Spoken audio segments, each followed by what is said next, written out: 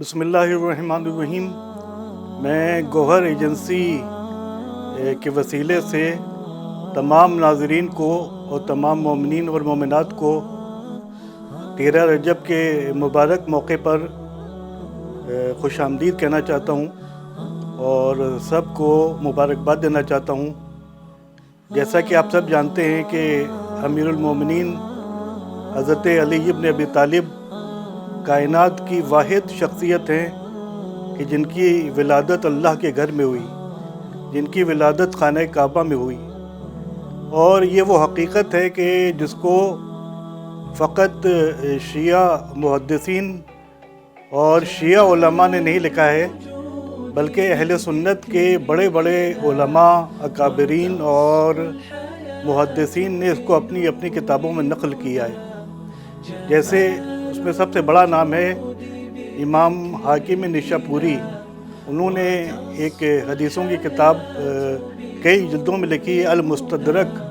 उसमें वो इस हकीकत को नक़ल करते हैं इमाम हाकिम निशापुरी कि अली इब्न अबी तालिब की विलादत काबे के अंदर हुई।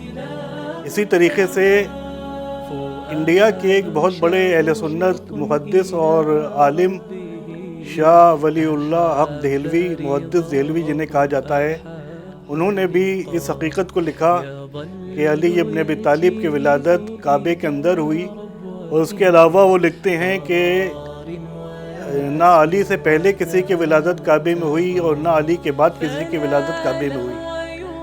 और इसी तरीके से अभी कुछ बरस कबल लखनऊ के एक बहुत बड़े आलिम अहले सुन्नत मौलाना अबुल हसन अली नदवी के जिनकी पूरी दुनिया में एक शिनाख्त है और पहचान है और जिनके इल्म का डंका बजा हुआ है, उन्होंने अपनी किताब अल मुर्तज़ा उसमें भी इस हकीकत को लिखा कि हज़रत अली की विलादत खाने काबा में हुई।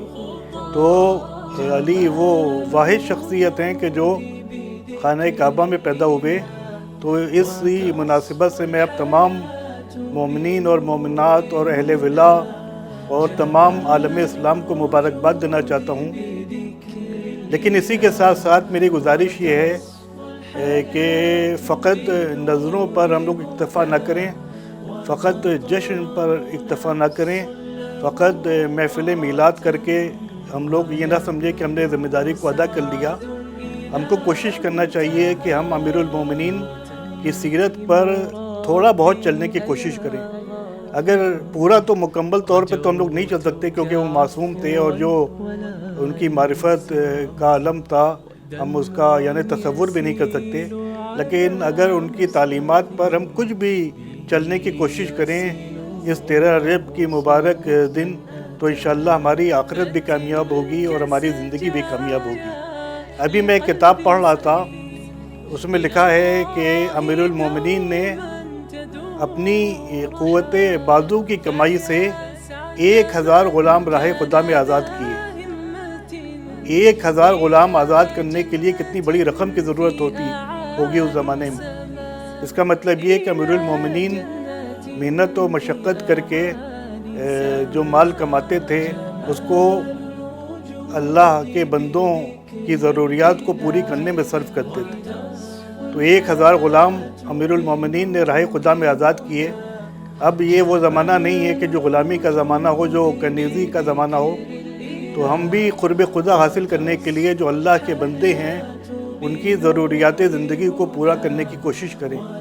कोरोना की इस वबा के नतीजे में जो आप देख रहे हैं कि मोमिनीन के दरमियान परेशानी का आलम है।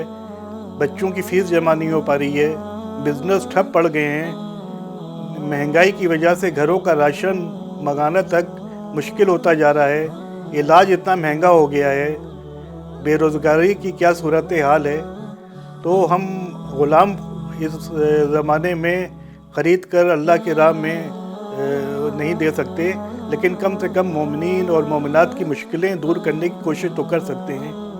किसी बच्चे की हम फ़ीस देकर अल्लाह का क़ुर्ब हासिल कर सकते हैं, किसी गरीब का इलाज करवा कर हम अल्लाह का क़ुर्ब हासिल कर सकते हैं, किसी यतीम की कफ़ालत करके हम अल्लाह का क़ुर्ब हासिल कर सकते हैं, किसी ज़रूरतमंद की ज़रूरत को पूरा करके हम अल्लाह की खुशनुदी हासिल कर सकते हैं।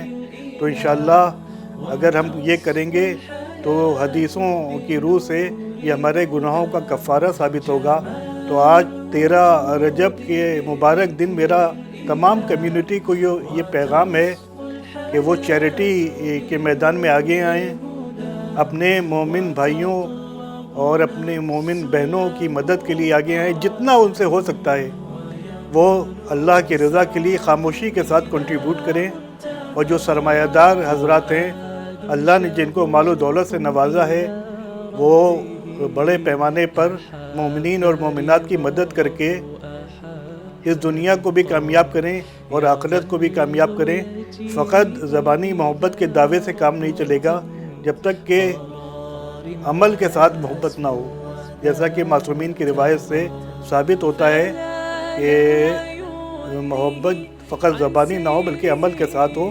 تو ایک مرتبہ پھر آپ تمام حضرات کو مبارکباد دینا چاہتا ہوں، اور اللہ کی بارگاہ میں دعا ہے کہ ہم کو ولایت علی کا دامن آخری سانس تک ہم تھامے رہیں اور ان کے بتائے ہوئے راستے پہ چلیں، تو ہماری یہ دنیا بھی کامیاب ہوگی اور آخرت بھی ہماری کامیاب ہوگی، اور اللہ ان کے صدقے میں ہمارے گناہوں کو معاف کرے گا اور ہم کو شفاعت محمدی اور شفاعت اہل بیت حاصل ہوگی۔